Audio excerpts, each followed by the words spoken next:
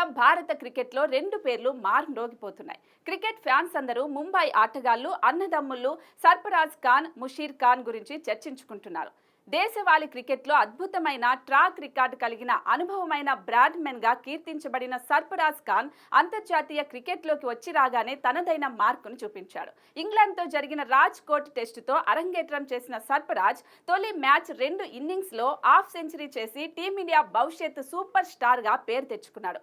ఇక సర్ఫరాజ్ తమ్ముడు ముషీర్ ఖాన్ విషయానికి వస్తే 18 ఏళ్ల ఈ కుడి చేతి వాటం బ్యాటర్ అన్న అడుగు జాడల్లోనే నడుస్తూ అద్భుతాలు చేస్తున్నాడు. ఇటీవల ముగిసిన అండర్-19 వరల్డ్ కప్ లో సెంచరీల మోత మోగించి పరుగుల వరద పారించిన ముషీర్ ప్రస్తుతం జరుగుతున్న రంజీ క్వార్టర్ ఫైనల్లో ముంబై తరపున బరిలోకి దిగి అద్భుతమైన సెంచరీతో ఇరగదీశాడు. శివం దుబే, శ్రేయస్ అయ్యర్ తప్పుకోవడంతో చివరి నిమిషంలో అనూహ్యంగా జట్టులోకి వచ్చిన ముషీర్ బరోడాతో జరుగుతున్న మ్యాచ్ లో జట్టు కష్టాల్లో ఉన్నప్పుడు బరిలోకి దిగి సెంచరీతో మెరిశాడు.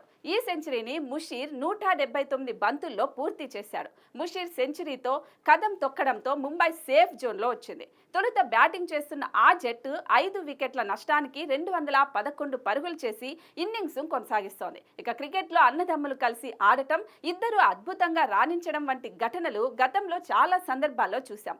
అయితే ఈ ఖాన్ బ్రదర్స్ పరిస్థితి ఇందుకు భిన్నం. ఎందుకంటే సర్ఫరాజ్, ముషీర్లకు ఈ స్థాయి గుర్తింపు రావడానికి వెనుక చాలా కష్టం దాగి ఉంది. సర్ఫరాజ్, ముషీర్ల తండ్రి నౌషద్ ఖాన్ పేదరికంతో పోరాడి ఇద్దరి కెరియర్ల కోసం జీవితాన్ని త్యాగం చేశాడు. అందువల్లే సర్ఫరాజ్ టీమిండియా తరపున అరంగేట్రం చేశాక నౌషద్ ఖాన్ తీవ్ర భావోద్వేగానికి లోనయ్యాడు. తన కొడుకు ఈ స్థాయికి చేరడం వెనుక కష్టాలను గుర్తు చేసుకుంటూ కన్నీట పర్యంతమయ్యాడు.